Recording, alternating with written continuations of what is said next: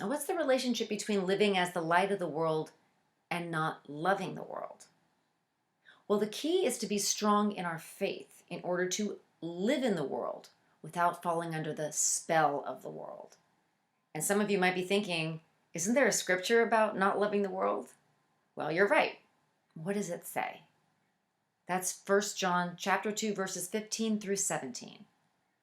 Do not love the world or anything in the world. If you love the world, love for the Father is not in you. For everything in the world, the craving of sinful people, the lust of their eyes, and the boasting about what they have and do comes not from the Father, but from the world. The world and its desires pass away, but whoever does the will of God lives forever. But remember that living in the world as a Christian is different than loving the world.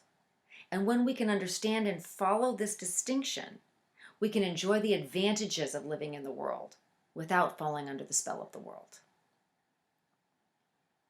So what are the advantages to living in the world?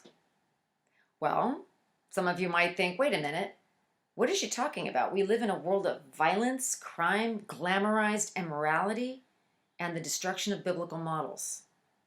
Politically and otherwise, what advantages is she talking about?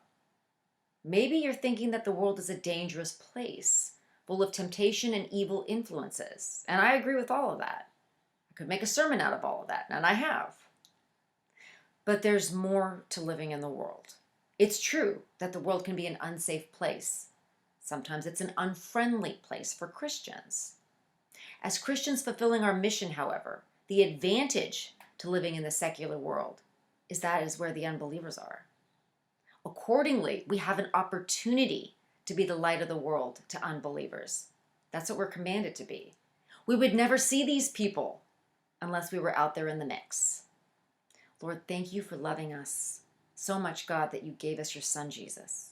Please give us the strength and protection to be a shining light of your love to friends, family, coworkers, and strangers.